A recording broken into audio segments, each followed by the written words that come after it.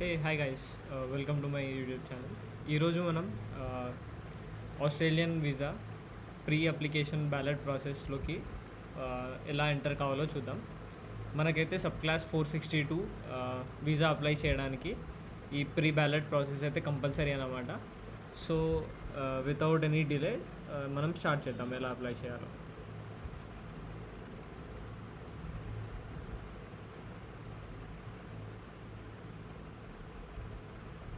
So మనకు వచ్చేసి ఈ work and holiday visa sub class 462 దీనికైతే మనం డైరెక్ట్గా అప్లై చేయలేమన్నమాట. దీనికి మనం అప్లై చేయాలి అని అంటే ముందుగా వీళ్ళు కొత్తగా ఇంట్రడ్యూస్ చేసిన new work and holiday visa pre application process అయితే స్టార్ట్ చేయాలి మనం. ఇదేంటో ఇప్పుడు చూద్దాం. దీనిపైన క్లిక్ చేసిన తర్వాత ఈ లింక్స్ అన్నీ నేను డిస్క్రిప్షన్లో ఇస్తాను, డోంట్ వరీ. ఈ లింక్ పైన క్లిక్ చేసిన తర్వాత మనకైతే ఈ ప్రోగ్రామ్ డీటెయిల్స్ అనేవి ఇక్కడ ఇస్తారు. ఈ ప్రీ బ్యాలెట్కి అయితే ఓన్లీ 3 కంట్రీస్ ఎలిజిబుల్ అన్నమాట ప్రస్తుతం: చైనా, ఇండియా అండ్ వియత్నాం. ఈ బ్యాలెట్ ప్రాసెస్లో మనం $25 అయితే రిజిస్ట్రేషన్ ఫీగా పే చేయాల్సి ఉంటుంది. అండ్ బ్యాలెట్ ఎలిజిబిలిటీ చూసుకున్నట్లయితే మనకి ఇమ్మే అకౌంట్ అనేది అవసరం. ఈ ఇమ్మే అకౌంట్ ఎలా క్రియేట్ చేస్తారో మనం చూద్దాం తర్వాత. అండ్ నెక్స్ట్ వచ్చేసి మన ఏజ్ అనేది 18 to 30 years మధ్యలో ఉండాలి. అండ్ మన దగ్గర వ్యాలిడ్ పాస్పోర్ట్ అనేది ఖచ్చితంగా ఉండాలి. అండ్ మనం పాన్ కార్డ్ అయితే ఇండియన్స్కి అవసరం. నెక్స్ట్ వ్యాలిడ్ ఈమెయిల్ అడ్రస్ అయితే ఉండాలి, అందరి దగ్గర ఉంది అని నేను అనుకుంటున్నాను. నెక్స్ట్ వచ్చేసి agree to the registration form declarations. ఇది ఎలా అగ్రీ చేయాలి, ఫామ్ డిక్లరేషన్స్ ఏంటి, ఇవన్నీ మనం ఈ వీడియోలో చూడబోతున్నాం. నెక్స్ట్ ఈ పేమెంట్ కూడా ఎలా చేస్తారో చూద్దాం. మనం ఇంకొక ఇంపార్టెంట్ పాయింట్ మనం తెలుసుకోవాల్సింది ఏంటంటే, రిజిస్ట్రేషన్ పీరియడ్లో మనం చూసుకున్నట్లయితే October 1st నాడు స్టార్ట్ అయింది మన ఇండియన్స్కి అండ్ 31st October లో ఎండ్ అయిపోతుంది ఇది. అండ్ ఇంకొక ఇంపార్టెంట్ పాయింట్స్ మనకి తెలియాల్సింది ఏంటంటే, బ్యాలెట్ సెలెక్షన్ పీరియడ్ అనేది ఉంటుంది. మనమైతే బ్యాలెట్లోకి ఎంటర్ అవుతాం, కానీ అది ఎప్పుడు మనకి రిజల్ట్ వస్తుంది అనేది బ్యాలెట్ సెలెక్షన్ పీరియడ్ అన్నమాట.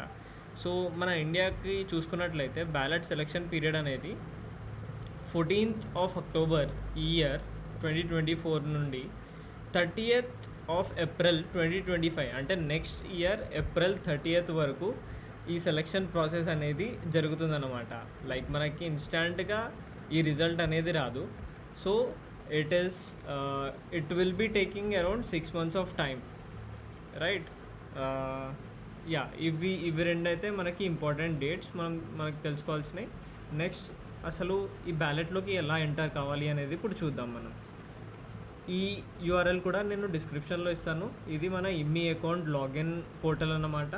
ఇందులో ఈ యూఆర్ఎల్లోకి మీరు వెళ్ళిన తర్వాత ఇక్కడ ఇమ్మి అకౌంట్ క్రియేట్ అని ఉంటుంది. మీరు ఒకవేళ ఇమ్మి అకౌంట్ క్రియేట్ చేసుకోకపోతే క్రియేట్ ఇమ్మి అకౌంట్ అని పైన క్లిక్ చేసి ఇమ్మి అకౌంట్ అయితే క్రియేట్ చేసుకోండి. ఇది చాలా సింపుల్.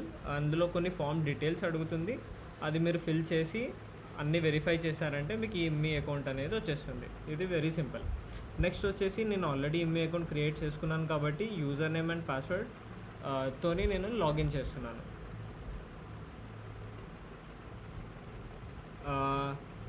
సిన్స్ ఇది నిన్ననే ఓపెన్ అయింది కాబట్టి చాలా హ్యూజ్ ట్రాఫిక్ ఉండడం వల్ల వీళ్ళ వెబ్ పేజెస్లో కొన్ని ఎర్రర్స్ ఇలా వస్తూ ఉంటాయి.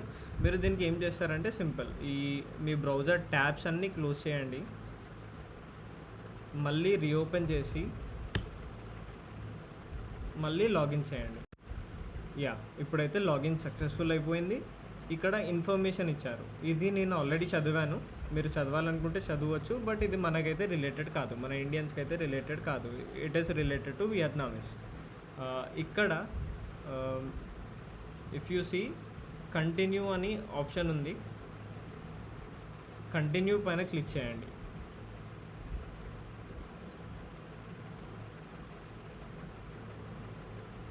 కంటిన్యూ పైన క్లిక్ చేసిన తర్వాత న్యూ అప్లికేషన్ పైన క్లిక్ చేయండి.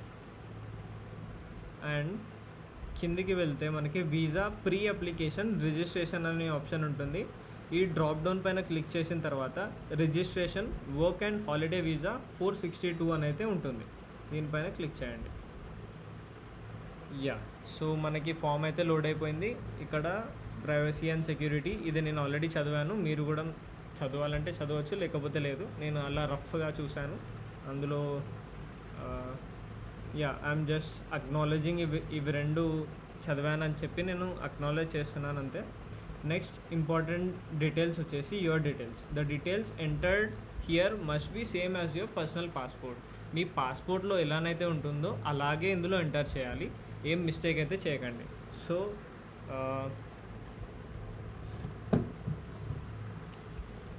నా దగ్గర నా పాస్పోర్ట్ స్క్రీన్ షాట్ అయితే ఫోటో అయితే ఉంది. అది చూస్తూ నేను నా డీటెయిల్స్ అన్నీ ఎంటర్ చేశాను. Yeah, so family name SIGIRI, given name ఏమీ లేదు. మెయిల్, పాస్పోర్ట్ నెంబర్ కూడా ఎంటర్ చేయాలి. అది మీకు మీ పాస్పోర్ట్లో టాప్ రైట్ కార్నర్లో ఉంటుంది.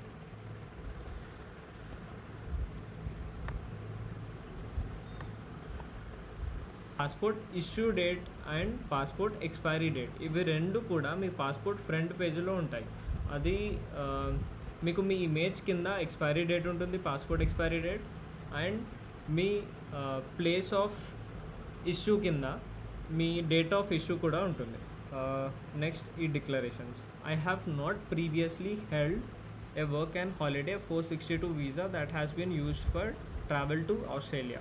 మీరు ఎప్పుడైనా దీనికి అప్లై చేయకపోతే దీనిపైన టిక్ చేయండి. మీరు ఒకవేళ అప్లై చేసి ఉంటే మాత్రం సెలెక్ట్ చేయకండి.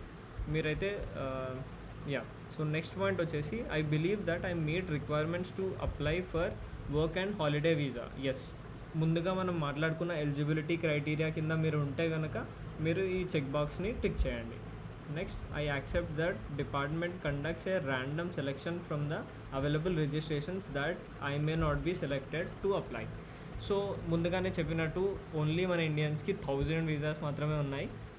తెలియదు నాకు, నేను అనుకుంటున్నాను మేబీ మోర్ దెన్ కొన్ని ల్యాక్స్ ఆఫ్ పీపుల్ అప్లై చేస్తారు ఈ వీసా కోసం అని నేను అనుకుంటున్నాను. అందులో ఓన్లీ 1000 పీపుల్కే ఈ వీసాకి అప్లై చేయడానికి ఎలిజిబిలిటీ ఉంటుందన్నమాట. అందుకే ఈ బ్యాలెట్ అనేది కండక్ట్ చేస్తున్నారు. అది ర్యాండమ్గా పిక్ చేస్తారు. సో దీనిపైన కూడా టిక్ చేసేయండి. And next, I understand that I'm not eligible to apply for first work and holiday visa unless I receive an email advertising me that I have been selected to apply. మీకు ఒకవేళ mail వస్తేనే మీరు ఈ బ్యాలెట్లో select అయ్యారు అని అంటేనే అప్పుడే మీరు ఎలిజిబుల్, లేకపోతే ఎలిజిబుల్ కాదు. దానికి కూడా మీరు ఓకే అని యాక్సెప్ట్ చేసేయండి.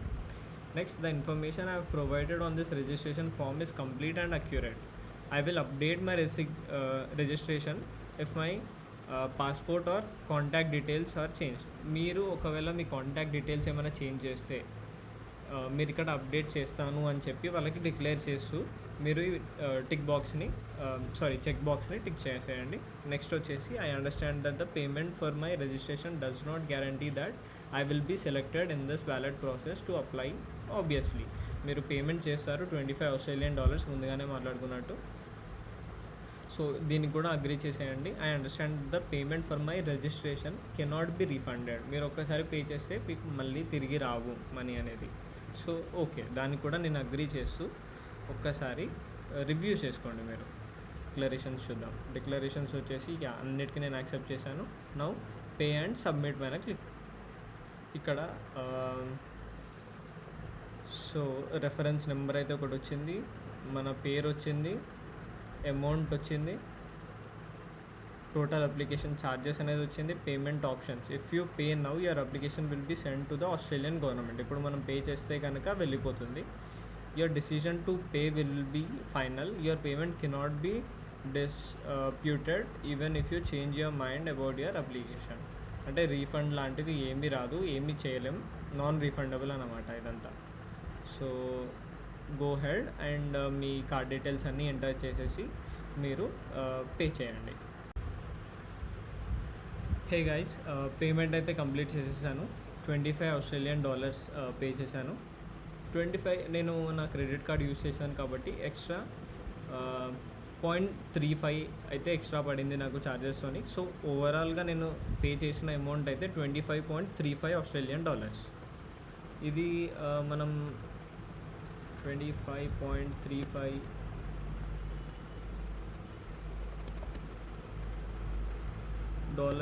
టు ఇండియన్ రూపీస్ చూసుకున్నట్లయితే సమ్వేర్ అరౌండ్ రఫ్గా 1500 రూపీస్ అనమాట ఈ రిజిస్ట్రేషన్కి. సో హోప్ మీకు ఈ వీడియో కొంచెం ఇన్ఫర్మేటివ్గా అనిపించినట్లయితే లైక్ డెఫినెట్గా చేయండి. అండ్ ఇంకా ముందు ఈ ఛానల్లో ఇలాంటి వీడియోస్ నేను చేస్తాను. అండ్ సబ్స్క్రైబ్ కూడా చేయండి. Thank you.